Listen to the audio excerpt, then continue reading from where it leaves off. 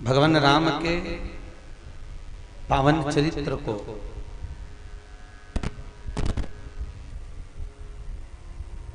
मां सरस्वती की गोद में बैठकर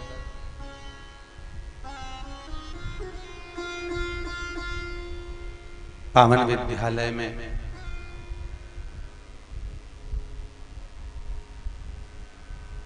भगवान की पावन कथा श्रवण करने का सौभाग्य मिला।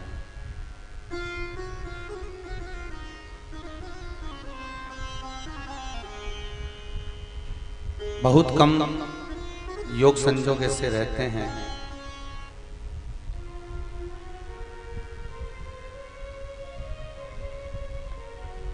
कि भगवान की पावन कथा किसी विद्यालय में श्रवण करी जाए। बहुत कम कहीं प्रभु राम की कृपा और हम तो कहेंगे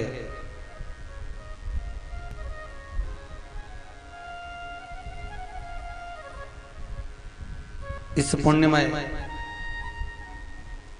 नगरवासियों के लिए विद्यालय का जो भाव है, उनके धर्म पत्नी और बच्चों ने जो अग्रण्यता प्राप्त करी है,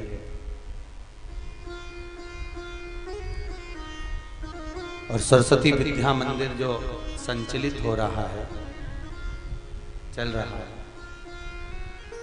ये कहीं परमात्मा की कृपा से ही संभव है, प्रभु की कृपा से। 1996 से लगातार ये विद्यालय निरंतर चल रहा है और जिसमें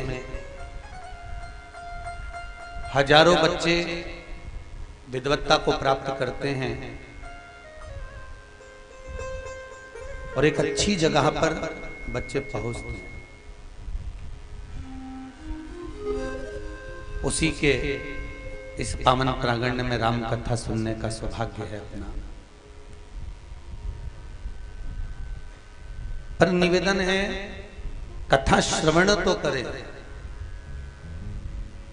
पर ऐसी कथा ना सुने कि ये कान से सुनी, ये कान से निकाल दी, बची कुची थी कपड़े में से झटका दी। घर पहुंचे, परिवार वालों ने पूछा कहाँ गए थे, कहा राम कथा में गए थे। क्या लाए, क्या लेकर आए हो, तो बस थोड़ा सा प्रसाद का दोना हाथ में दे दिया कि हम ये लेकर आए। अब गए थे कथा सुनने के लिए, ग्रहण करना थी कथा, पर लेकर केवल एक प्रसाद का दोना हम पहुंच जाते हैं।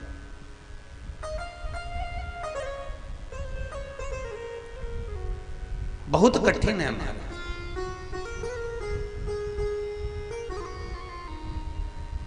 राम जी का जो जन्म है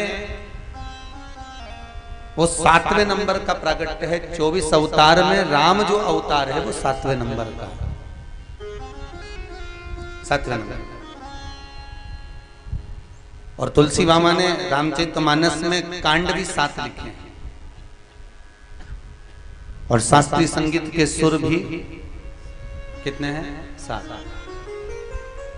जिस पर्वत को भगवान कृष्ण ने अपनी उंगली पर उठाया वो पर्वत भी 7 कोस का। भगवान कृष्ण ने जब पर्वत को अपनी उंगली पर उठाया तो भगवान की उम्र भी 7 वर्ष की, और पर्वत उठाया मेरे कृष्ण ने तो 7 दिन के लिए उठाया। और मनुष्य शरीर का जो जीवन है वो भी 7 दिन का है, केवल 7 दिन। अपना जन्म कितने दिनों में हुआ, अरे बोलो तो, रविवार, सोमवार, मंगल, बुध, गुरु, शुक्र, शनि, ये 7। मरोगे कितने दिन में, अरे बोलो जम के बोलो जरा, ये 7। कोई अलग से दिन निकल कर नहीं आने वाला अपने को जाने के लिए, केवल 7 दिन। रविवार को जन्म हुआ, सोमवार को बड़े हुए, मंगलवार को ब्याह हुआ, बुधवार को बच्चे हुए, गुरुवार को बीमार पड़े, शुक्रवार को हॉस्पिटल गए, शनिवार को सीताराम हो गए। दिन तो वैसे ही निकल गए। भगवत भजन तो हम कर ही नहीं पाए। राम कथा का स्मरण तो हम कर ही नहीं पाए।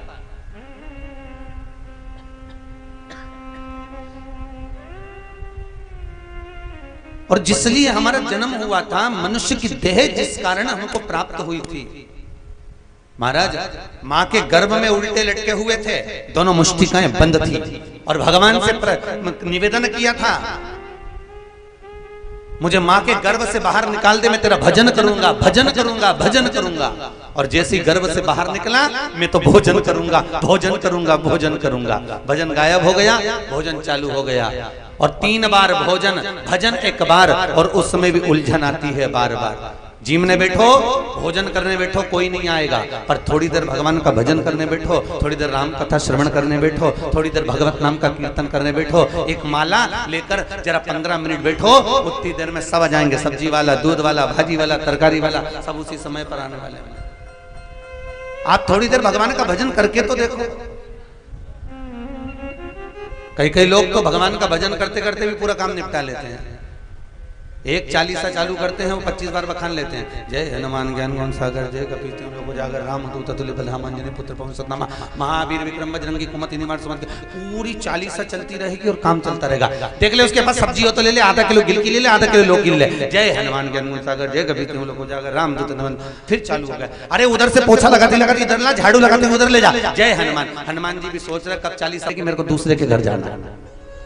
हनुमान जी ये विचार में पड़े, इसकी 40 पूरी हो, मैं दूसरे के घर जाऊं, पर ये 40 पूरी कर, जहां से चालू करती है वहीं पर वापिस आके खड़ी हो जाती है। कठिन काम। फिर मनुष्य का देह मिला, मानव का शरीर बड़ी आलस से परिपूर्ण है। मनुष्य का शरीर महाराज बड़ी आलस से परिपूर्ण, और इसमें सबसे ज्यादा आलसी पूरी इंद्रियों में 5 कर्मेंद्रिय, 5 ज्ञानेंद्रिय और 1 मन, इन 11 इंद्रियों में सबसे ज्यादा आलसी अगर कोई है तो वो जिह्वा है। सबसे ज्यादा आलसन है। राम नाम के आलसी, खाने के होशियार, और तुलसी ऐसे जीव को बारंबार धिक्कार। सबसे ज्यादा आलसी ने ये जीवान थोड़ी देर राम राम भजती है, इससे कहो कि राम भज तो सो जाती है, चुप हो जाती है, मौन हो जाती है। और इससे कहो जरा सा भोजन कर ले तो सारा स्वाद पूरे मोहल्ले को बताती है। हम शादी में गए थे, दही बड़ा इतना जोरदार बना था, रसगुल्ला इतना स्वादिष्ट था, अरे मोहन थाल ऐसा बना था। और जब राम का नंबर आ जाए, थोड़ी देर राम राम राम, बड़ी भजन न सुआ। बोल मेरी जीवा हरी हरी 10 भोजन पान करे, और राम नाम में मरी मरी। बोल मेरी जीवा, अरे बोलो तो हरी हरी, अभी भी मरी मरी कि हरी हरी हरी। बड़ी आलस। अपनी राम कथा को अपने के स्कूल से चालू कर रहा है। एक टीचर ने सारे स्टूडेंट से कहा, बच्चों से कहा, सुनो, कल चूहा, बिल्ली, कुत्ता और गाय का चित्र बनाकर लेकर आना। चूहा, बिल्ली, कुत्ता और गाय का चित्र बनाकर लेकर आना। सारे स्टूडेंट, सारे बच्चे चित्र बनाकर लेकर आए। बच्चों ने कहा यस सर, मंजूर है। एक बहुत आलसी बच्चा था, इतना आलसी, इतना आलसी। और यहाँ टीचर बैठे हुए हैं, स्टूडेंट भी बैठे हुए हैं, तो टीचरों को तो मालूम रहता है कि पूरी क्लास में सबसे ज्यादा आलसी कौन सा स्टूडेंट है, कौन सा बच्चा। टीचर को ये भान रहता है, बहुत आलसी बच्चा। चूहा, बिल्ली, कुत्ता और गाय का चित्र बनाकर लेकर आना। Yes sir. सारे बच्चे घर गए, ये भी घर चले गया। सारे बच्चों ने चित्र बनाया, ये आराम से जाकर खेलने में, कूदने में और सो गया।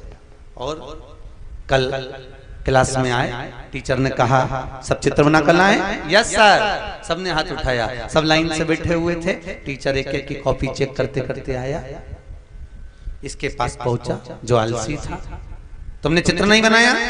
बनाया ना सर। कहाँ है? सर वो चित्र तो बनाया था, फिर मैंने चूहे का चित्र बनाया, और चूहे का चित्र बनाया, इसके बाद में मैंने बनाया बिल्ली का चित्र, तो जो बिल्ली थी वो चूहे को खा गई।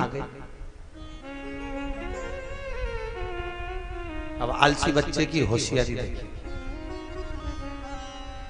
बिल्ली चूहे को खा गई। अच्छा, तो बिल्ली कहाँ है? सर बिल्ली भी बनाई थी, उसके बाद में जो कुत्ता बनाया वो बिल्ली को खा गया। टीचर को क्रोध आया, सर को क्रोध आया, अरे तो कुत्ता कहाँ है? सर कुत्ता भी बनाया था, पर जब गाय बनाई तो गाय के सींग देखकर कुत्ता भाग गया। अच्छा अच्छा, चल बता, अच्छा अब गाय कहाँ गई तू ये बता दे, तेरी कॉपी तो खाली की खाली है पूरा। सर गाय भी बनाई थी, वो पड़ोसी है ना भेरू सिंह, वो हरी हरी घास लेके जा रहा था, गाय उसके पीछे चली गई। बस जैसा वो स्टूडेंट, जैसा वो बच्चा आलसी खा रहा है, जैसा वो बच्चा आलस में बोल रहा है, बस हमारा भी जीवन उसी तरह है। महाराज हम भी उसी तरह पर हैं। राम कथा हो रही है, सूचना मिली कि राम कथा हो रही है, विचार करा आज पहला दिन है, चलेंगे कल। फिर मन में आया, कल आ रहे थे तो फिर मन में विचार करा अब परसों चलेंगे, अब परसों के दिन खूब आराम से श्रवण करेंगे, समय निकाल के चलेंगे। हम भी बस यही विचार में रह गए। बचपन खेल में खोया, जवानी नींद भर सोया, बुढ़ापा देख कर रोया, सिराने मौत हंसती है। बचपन हमने यही गवा दिया, जवानी गवाई, अधेड़ी गवाई, भोग विलास में निकाल दी, आया बुढ़ापा, अंतिम समय में रोने को आया, नेत्रों में जल भर गया। मनुष्य का शरीर मिला था भजन करने के, भोग और विलास में निकाल दिया। महाराज भगवान भी पूछेगा, नेहटोर में जन्म हुआ था, क्या कर रहा था, जाकर पूछेगा वो। तो सेठ जी उठने वाले थे, इतने में तुरंत गुरु जी बोले काम कर, तू खा ले, तू खाएगा तू मर जाएगा, तेरा बाप जिंदा हो जाएगा, तेरा पिता जिंदा हो जाएगा। इतने में बच्चा रोते रोते बोला, पिताजी कह रहे थे अब तो तुझे ही संभालना है बेटा, मेरी तो उम्र हो गई। छोटा सा पोता था, बहू का लड़का, वो रो रहा था। सेठ जी ने संत ने पूछा तू क्यों रो रहा है? मेरे दादाजी चले गए, मुझे कुरकुरा कौन दिलाएगा, अब मुझे टॉफी कौन दिलाएगा? तो एक काम कर, ये बूटी तू खा ले, तू खाएगा तू मर जाएगा, तेरा दादा जिंदा हो जाएगा। इतने में पोता रोते रोते बोला, गुरुजी तुम्हारे कोई आगे नहीं, तुम्हारे कोई पीछे नहीं, तुम नहीं खा लो। सब मिलके गुरु जी को वो बूटी खिला रहा है, पर घर का एक नहीं खा रहा। ये वाह वाह, यहाँ मतलब की दुनिया में किसी का कोई नहीं। ये जितने नजर आ रहे हैं तुमको अपने, ये सब धन के मीत, संपदा के मीत, सत्ता के मीत, बाकी के समय पर कौन जाएगा तुम्हारे साथ? पत्नी, परिवार, प्राण छूटने के बाद घर तक साथ देते हैं। कहां तक?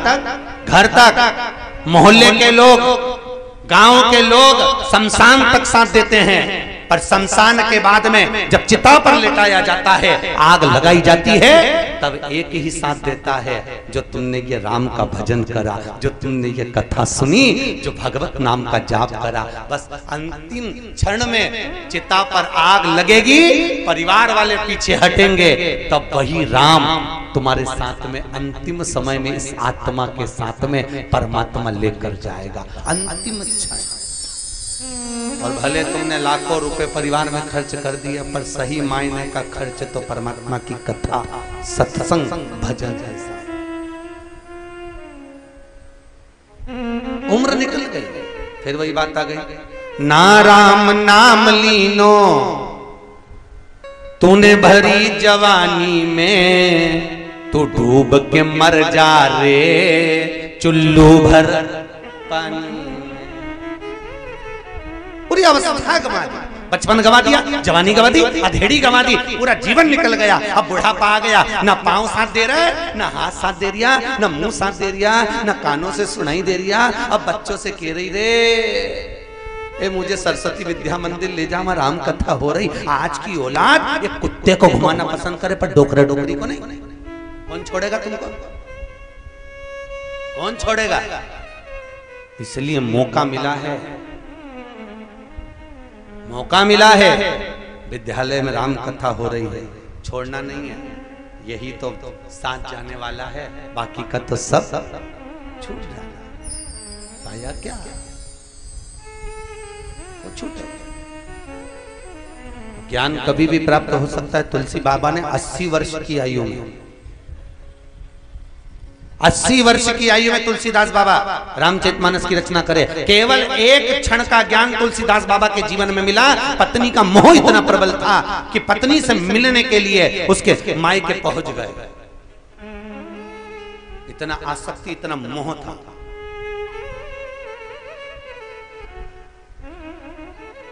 देखा तक नहीं, मुर्दे पर पकड़कर, मुर्दा तैर रहा था पानी में, उसी को पकड़कर चले गए। सांप लटक रहा था, उसी को रस्सी समझकर चढ़ गए। इतनी आसक्ति, इतना मोह था।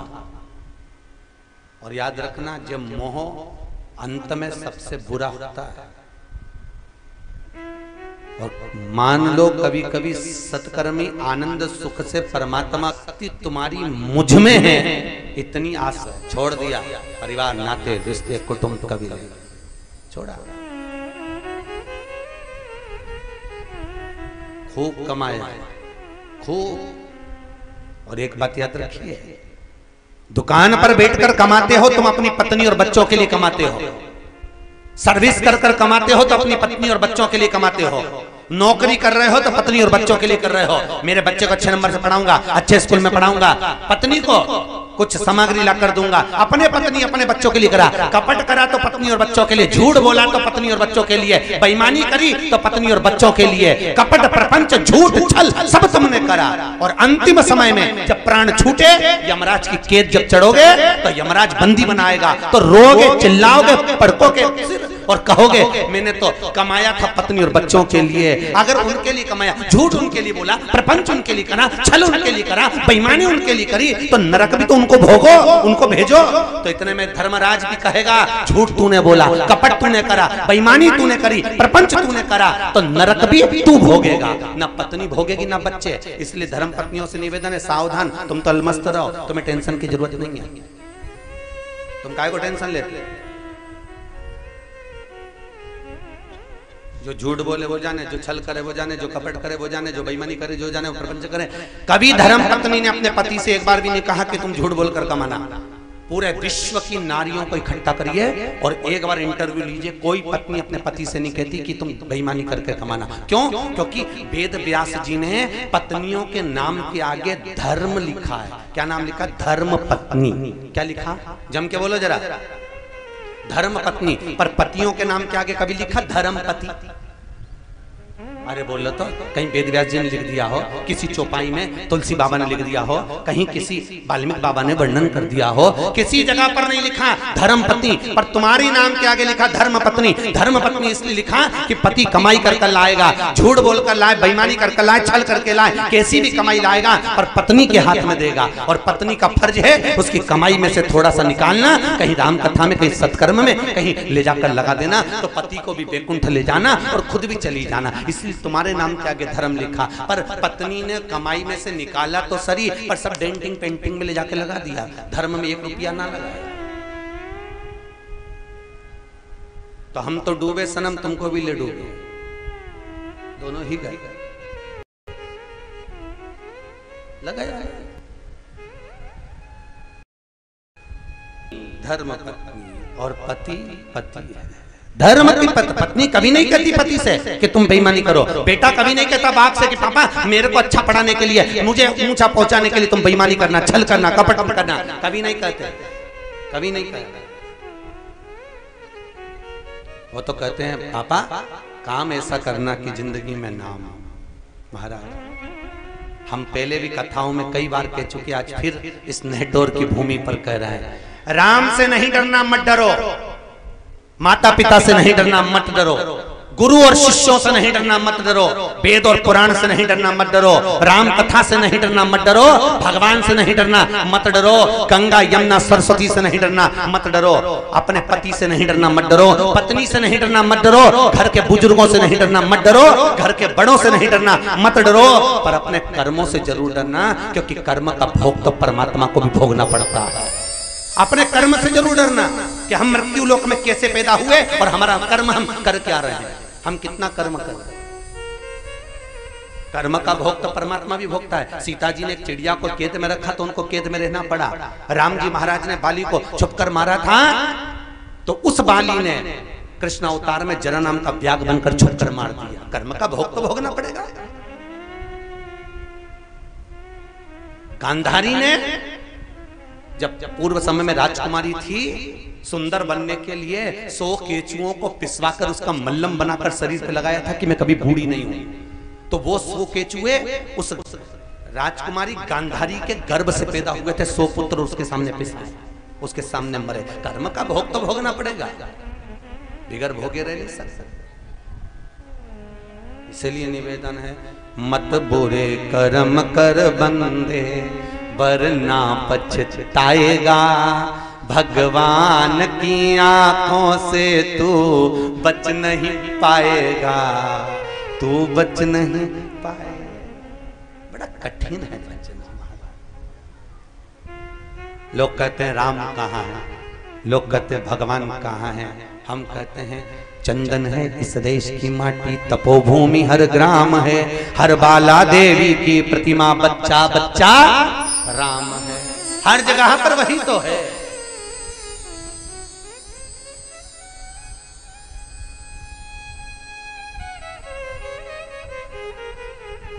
हर जगह वो कहां नहीं, सर्वस्व हर जगह पर विराजमान। उसको ढूंढने का प्रयास करिए, परमात्मा को पाने का प्रयास करिए। तुलसी बाबा को एक क्षण का ज्ञान मिला अपनी धर्म पत्नी से, और एक क्षण का ज्ञान पाकर तुलसीदास जी केवल तुलसी से तुलसीदास बन गए, भगवत नाम में डूब गए। 80 वर्ष की आयु में राम कथा की रचना कर रहे हैं। 80 वर्ष। कहीं पूर्वजों का पुण्य होता है, कहीं पूर्वजों की कृपा होती है, तब जाकर अपने जीवन में, अपने गांव में, परिवार में एक बार राम कथा हो पाती है।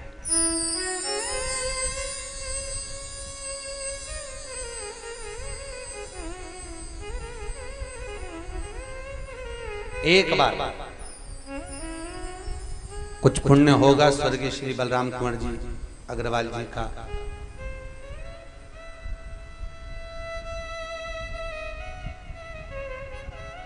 जो उनके परिवार द्वारा इस राम कथा का आयोजन, समिति द्वारा राम कथा का आयोजन रखा। कुछ पुण्य, और वो सहजता का नहीं। बच्चा एक गुल्लक भरता है रुपए डाल डाल कर, और वो गुल्लक भरने के बाद जब फोड़ता है तो कोई बड़ा गिफ्ट लेकर आता है। उसी तरह हमारे पूर्वजों की पुण्य की गुल्लक भराती है, तब जाकर जीवन में एक बार राम कथा हो पाती है। एक बार राम कथा, पुण्य की गुल्लक जब भराए। स्वयं भीष्म पितामह बाणों की सैया पर पड़े हैं। स्वयं भीष्म पितामह भगवान कृष्ण से पूछते हैं, कन्हैया मैंने जितनी एकादशी के व्रत करे शायद ही किसी ने करे होंगे, मैंने जितना दान करा शायद किसी ने करा होगा, मैंने जितना व्रत करा शायद किसी ने करा होगा, मैंने जितना तुम्हारा दर्शन करा शायद ही किसी ने करा होगा। फिर ऐसा कौन सा पाप कर दिया था मैंने जो ये बाणों की सैया पर मुझे पटका? मैंने करा क्या था? ये मुझे बाणों की सैया मिली क्यों? भगवान कृष्ण ने कहा, पितामह तुम आज की बात करते हो, तुम्हें तो मैंने नेत्र दे रखे हैं, और बड़े विचित्र नेत्र दिए हैं, जिन नेत्रों से तुम अपने 100 जन्म को देख सकते हो। देखो आपने करा क्या था? पितामह कहते मैंने अपने 100 जन्म को देखा तो भी मैंने कोई पाप नहीं करा। बस भगवान कृष्ण कहते हैं, पितामह तुम में और मुझ में अंतर यही है, तुम अपने 100 जन्म को देख सकते हो और मैं तुम्हारे आजन्म को देख सकता हूँ। बस तुम में और मुझ में अंतर यही है, मैं तुम्हारे आजन्म को देख सकता हूँ। ना जाने तुमने कौन सा कर्म करा, अभी देखकर बताता हूँ। 194 नंबर के जन्म पर भीष्म पितामह एक जन्म नहीं, तुम्हारे कई जन्म हो चुके। जब 194 नंबर का तुम्हारा जन्म था, तब तुम एक नगर के राजा थे, गंगा स्नान के लिए जा रहे थे। बीच मार्ग में एक बड़ा सा सांप पड़ा था। सैनिकों ने आकर कहा, महाराज एक सांप रास्ता नहीं छोड़ रहा। तुमने कहा था उठाकर कोने में पटक दो, उठाओ और कोने में पटको।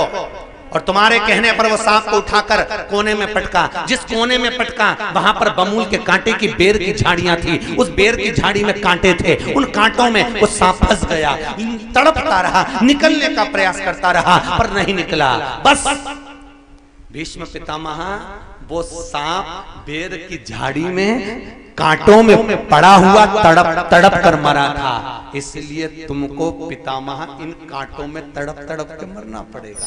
जैसी करनी वैसी भरनी। भोगना तो पड़ता है।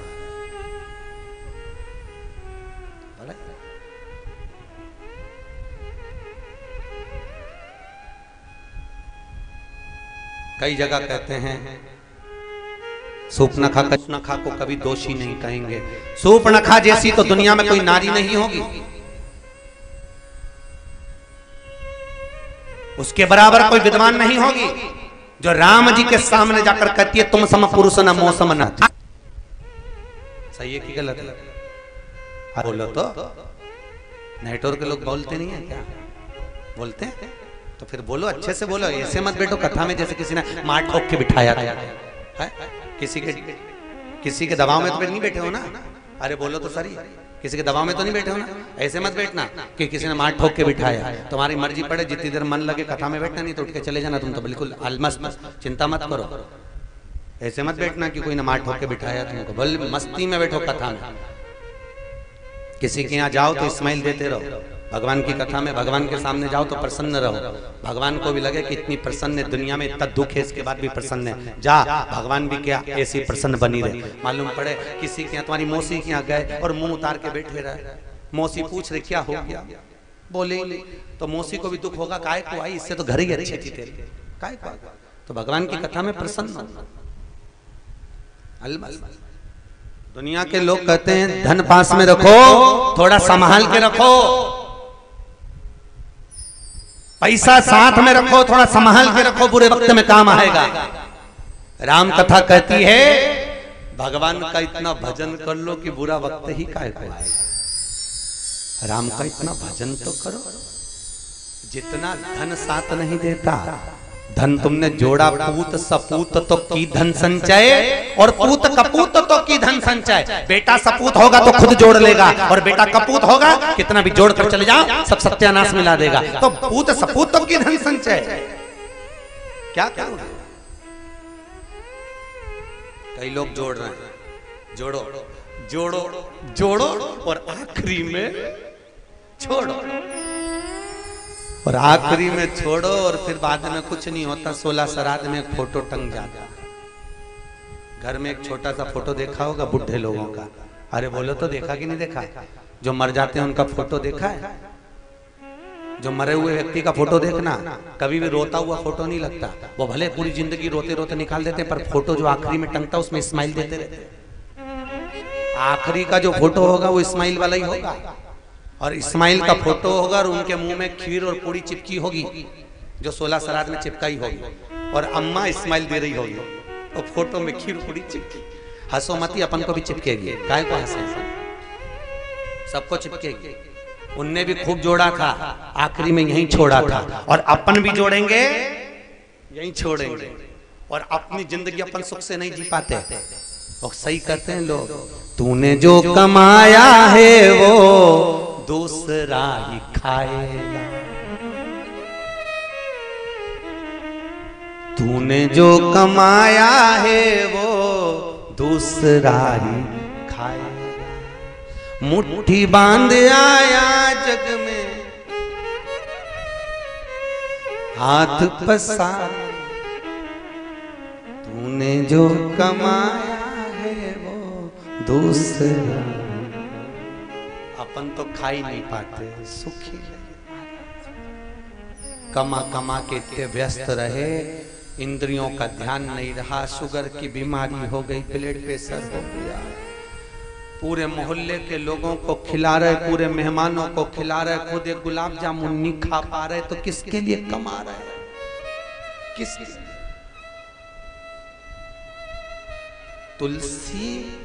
तुलसीदास हो गया, तुलसीदास। तुलसी से तुलसीदास बनने में केवल एक क्षण का ज्ञान, मात्र एक क्षण का ज्ञान उनको प्राप्त हो गया, एक क्षण का ज्ञान, और कभी भी मिल सकता, किसी से भी मिल सकता, कहीं पर भी प्राप्त हो सकता। और तुलसीदास जी ने फिर वो विचार कर लिया कि अब ये जो ज्ञान प्राप्त हुआ ये सहज नहीं, अब आशा लग गई राम से मिलन की, अब आशा लग गई भगवान से मिलन की।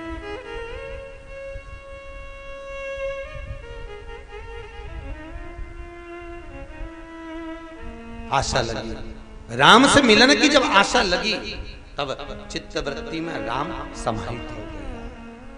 और अब धर्म पत्नी ने जो ज्ञान दिया था उस ज्ञान को लेकर चल दिए मुख में भगवान का भजन करते करते श्री राम जय जय राम, श्री राम जय जय राम, श्री राम जय जय राम, श्री राम जय जय राम, श्री राम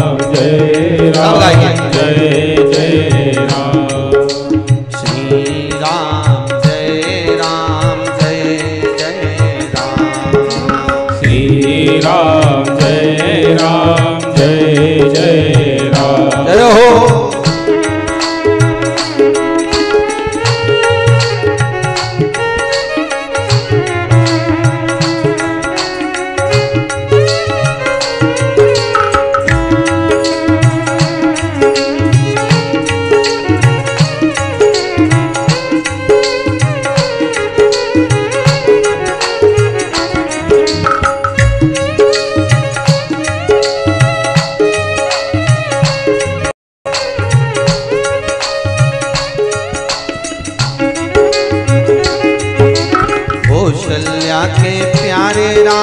दशरथ दुलारे राम, कौशल्या के प्यारे राम, दशरथ दुलारे राम, कौशल्या के प्यारे राम, दशरथ दुलारे राम, कौशल्या के प्यारे राम, दशरथ दुलारे राम, श्री राम जय राम, बोलो श्री राम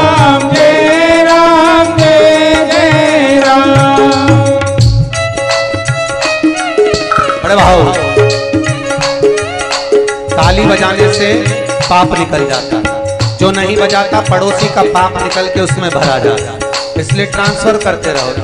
पड़ोसी जितनी तेज ताली बजाए उससे दुगनी आवाज तुम्हारी आए तो पड़ोसी का पाप भराएगा नहीं, ट्रांसफर हो जाएगा। जय हो।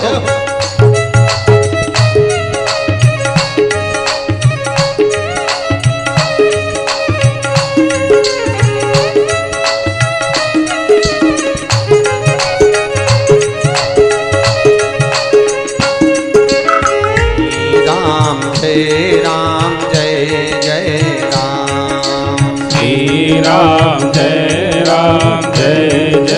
राम, हो श्री राम जय जय राम, श्री राम जय जय राम। बोल रामचंद्र भगवान की जय।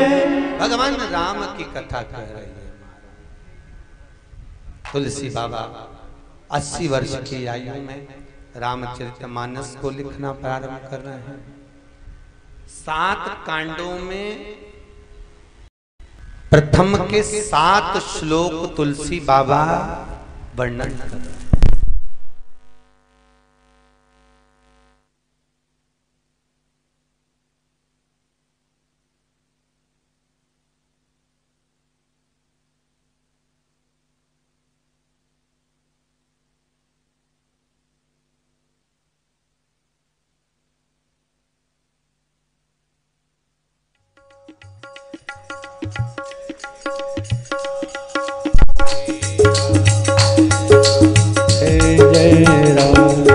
श्री राम जय जय राम, श्री राम जय जय राम। बोल रामचंद्र भगवान की जय। 7 श्लोक में तुलसी बाबा रामचरितमानस को प्रारंभ करता है। सबसे पहली रामचरितमानस की रचना किसने करी थी?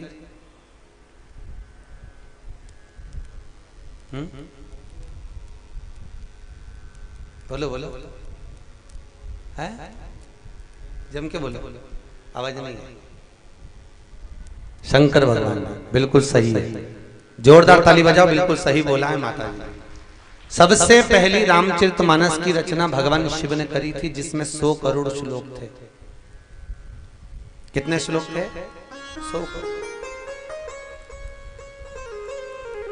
100 करोड़ श्लोक की रामचरितमानस। एक बार मनुष्य, देवता और राक्षस तीनों शंकर जी के पास पहुंचे और बाबा भोलेनाथ जी से जाकर निवेदन करा, भोलेनाथ जी आपने इतनी बड़ी रामचरितमानस की रचना करी जिसमें 100 करोड़ श्लोक हैं, थोड़ा थोड़ा हमको दे दीजिए। भगवान शंकर ने कहा लेने वाले 3 हैं और मेरे दरवाजे से कोई खाली जाए अच्छा नहीं लगता।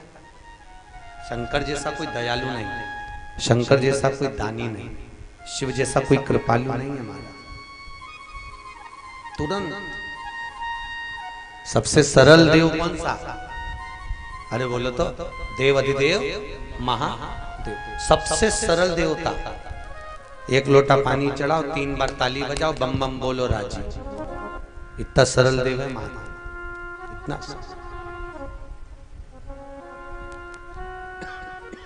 शिव जी के पास में 1000 श्लोक रह गए। थोड़ी देर बाद मनुष्य देवता राक्षस फिर आ गए। शंकर जी से कहा प्रभु हमको और श्लोक दे दो। भगवान ने कहा 3300 और ले जाओ। शिव जी के पास 100 श्लोक रह गए। थोड़ी देर बाद मनुष्य देवता राक्षस फिर आ गए। भोलेनाथ, शंकर जी ने पूछा क्या हुआ? प्रभु आपके पास में 100 श्लोक है। भगवान ने कहा 33 ले जाओ। शिव जी के पास में मात्र 1 श्लोक रह गया, मात्र 1 श्लोक।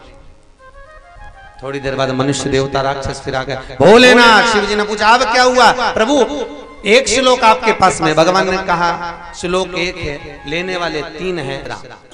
तो शंकर जी से पूछा आप विश्राम कैसे करते हैं? शंकर भगवान बोले कंठ पर भरा है विष, दिन भर लेता हूं राम का नाम, दोनों को मिला दो हो गया विश्राम। दुनिया के लोग आराम करते हैं, मैं विश्राम।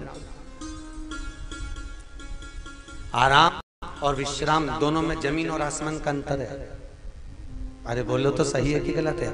आराम अगर व्यक्ति करता है तो उसमें चिंता लगी रहती है, पर विश्राम जब करता है तो चिंता से मुक्त हो जाता है। चिंता से मुक्त वाले तो बहुत देव है, और देवताओं को महादेव से मिलना है तो पृथ्वी पर आना पड़ेगा। तो भगवान विष्णु बोले मैं पता हूं, पर हर कंकर में मुझे शंकर नजर आता है, तो पांव रखूं तो रखूं कैसे? जिस कंकर पे मैं पांव रखता हूं उसमें शंकर दिखता है, तो क्या करूं मैं? भगवान शंकर बोले ऐसे काम नहीं चलेगा, मैं तुम्हें छोड़ूंगा नहीं और तुम मुझे नहीं छोड़ोगे। अपन दोनों एक दूसरे के बिना रह नहीं सकते, तो कुछ ऐसा करो कि पांव का काम ही नहीं रहे। तो भगवान विष्णु बोले तुम बताओ क्या करूं? शंकर भगवान बोले मैं तुम्हारे बिना नहीं रह सकता, एक काम करो तुम सांप बन जाओ। सांप के पांव नहीं होते, तुम सर्प बनकर मेरे पास में आओगे तो मैं तुमको एक क्षण के लिए दूर नहीं करूंगा, मेरे से चिपका कर रखूंगा। तो शंकर जी के गले में एक सांप पड़ा रहता है। लोग कहते हैं वो सांप कौन है? राम कथा कर रही है वो सर्प भगवान विष्णु है, जिसको शंकर ने अपने गले में धारण कर। याद रखना, मनुष्य की देह जब तक चल रही है समझ लेना उसमें शिव है।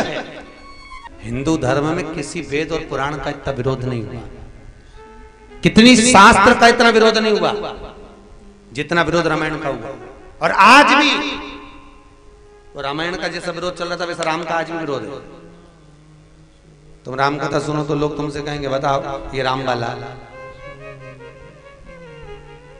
तुम भगवान की कथा में पहुंचे तो लोग कहेंगे कथा वाला। जैसे पूर्व में तुलसीदास जी द्वारा रचित, वाल्मीकि द्वारा रचित रामचरितमानस का विरोध हुआ था, ब्राह्मणों ने स्वीकार नहीं करा, अवधी भाषा में लिखी। ये अवधी भाषा को यहाँ स्वीकार करेंगे? यहाँ तो संस्कृत की भाषा होना चाहिए, वेदवाणी होना चाहिए। हम उसको स्वीकार नहीं करें। तो जब स्वीकार नहीं करा तो तुलसीदास जी के सामने एक प्रसंग आया। ब्राह्मणों ने कहा एक काम करते हैं, शंकर के मंदिर में, काशी विश्वनाथ के मंदिर में इस रामचरितमानस को रखा जाएगा सारी पुराणों के साथ। सारे वेदों के साथ। अगर ये पुराण रामचरितमानस यदि ऊपर आ जाती है तो प्रथम गिनती में गिनी जाएगी, नहीं तो इसको पानी में गंगा जी में ठंडी कर दी जाएगी। तुलसीदास जी 80 वर्ष की आयु में जिस रामचरितमानस की रचना करे, तुलसीदास जी की आंख में आंसू भर गए महाराज, आंख में आंसू। मैंने जिन पुराण की रचना करी वो पानी में, पर तुलसीदास जी का भरोसा विश्वास बड़ा दृढ़ था। और भरोसो दृढ़ चरणन केरो श्री वल्लभ नभ चंद्र छटाबिन सब जग माही। विश्वास प्रखर होना चाहिए। कहा ठीक है ले जाओ करो। और वो रामायण को ले जाकर काशी में विश्वनाथ के मंदिर में रखा। सबसे नीचे रामायण, उसके बाद में सारी पुराणे, फिर वेद शास्त्र सब रखकर ताला लगा दिया। कहते हैं 7 ताले काशी के मंदिर में लगाए गए थे। कितने ताले? 7। काशी विश्वनाथ के मंदिर में 7 ताले लगाए। तुलसीदास जी अपने आश्रम में बैठकर राम गुण गाए। सवेरे जाकर जब दरवाजा ब्राह्मणों ने खोला, सबसे ऊपर रामचरितमानस रखी मिली थी साहब। सबसे ऊपर रामचरितमानस थी, बाकी के सब नीचे थे। तो ब्राह्मणों ने स्वीकार तो कर लिया, पर ब्राह्मणों का हृदय जल गया कि ये रामायण अवधी भाषा की है, तुलसीदास ने लिखा, इसमें संस्कृत नहीं है। और हिंदी में लिखा तो ये तो कोई भी पढ़ लेगा, गांव से गांव का व्यक्ति भी पढ़ लेगा तो विद्वान हो जाएगा, तो प्रखर माना जाएगा। तो फिर करा क्या क्या इस रामचरितमानस का क्या करें? तो सारे ब्राह्मणों ने मिलकर एक काम करा। कुछ लोगों को बुलाया, कुछ डाकुओं को बुलाया, उच्चिष्ट व्यक्तियों को बुलाया और बुलाकर कहा इसको उठाओ, रामचरितमानस तुलसीदास जी के कमरे में रखिए, उसको ले जाके पानी में पटक दो या आग लगा, कुछ भी करो पर उसको नष्ट करो। एक बात याद रखो, धर्म की जय हो। अरे बोलो तो धर्म की, अधर्म का नाश हो, प्राणियों में सद्भाव ना हो, विश्व का। पर धर्म की जब हम जय करने को जाते हैं, धर्म का जब हम प्रचार करने को जाते हैं, सत्कर्म की ओर जब हम अग्रणी होते हैं, भगवान के भजन की ओर हम जब